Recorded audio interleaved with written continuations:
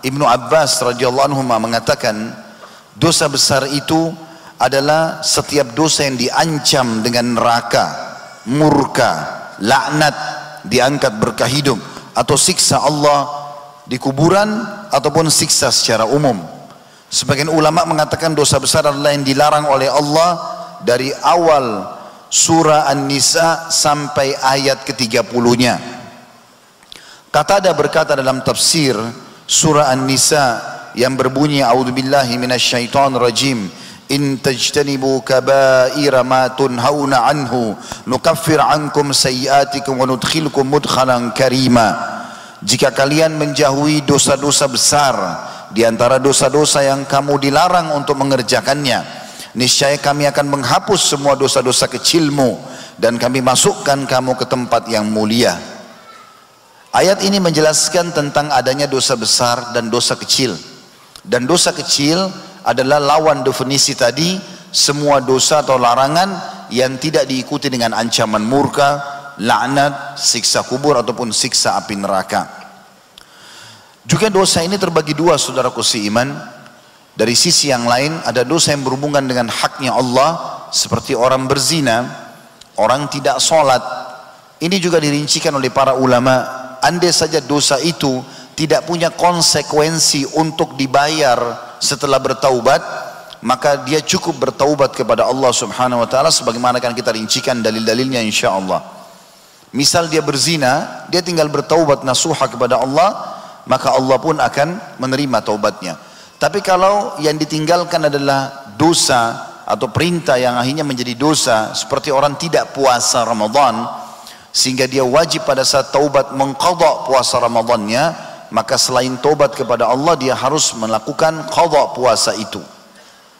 Kalau berhubungan dengan dosa yang kedua, dosa kepada makhluk, maka selain taubat kepada Allah seperti mencuri, menggibah, memfitnah, memukul, mengambil hak orang lain, ini selain taubat kepada Allah karena Allah melarangnya, juga dari sisi lain harus mengembalikan hak orang tersebut. Kalau itu merupakan citra dan nama baik, maka dia harus memperbaikinya. Dan kalau itu merupakan benda atau materi, maka dia harus mengembalikan. Dosa-dosa ini teman-teman sekalian, Allah subhanahu wa ta'ala sudah maklumi kalau akan terjadi. Tetapi Allah subhanahu wa ta'ala juga melarang kita untuk mengulang-ulanginya. Saya ingin teman-teman kalau punya program Al-Quran di HP, bisa dibuka dulu untuk saya bacakan surah Al-Imran, surah nomor 3 dalam Al-Quran, ayatnya 135 sampai 136. Ayat ini mulia sekali. Ada pesan yang ini saya sampaikan, yang disampaikan oleh para sahabat Nabi ridwanullahi alaihim. Bunyinya dulu, a'udzu billahi minasyaitonir rajim. والذين إذا فعلوا فاحشة أو ظلموا أنفسهم ذكروا الله فاستغفروا لذنوبهم ومن يغفر الذنوب إلا الله ولم يصروا على ما فعلوا وهم يعلمون أولئك جزاؤهم مغفرة من ربهم وجنة تجري من تحتها الأنهار خالدين فيها ونعم أجر العاملين. Saudaraku seiman, terjemahan daripada ayat ini adalah, dan orang-orang apabila mengerjakan perbuatan keji atau dosa dan menganiaya diri mereka sendiri, maka mereka ingat kepada Allah lalu memohon ampun terhadap dosa-dosa mereka.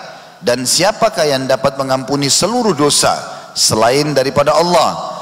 Dan mereka tidak meneruskan perbuatan keji itu sedang mereka mengetahui atau sudah mempelajarinya. Mereka itu balasannya ialah ampunan dari Rabb mereka dan surga yang di dalamnya mengalir sungai-sungai sedang mereka kekal di dalamnya, dan itulah sebaik-baik pahala orang-orang yang beramal.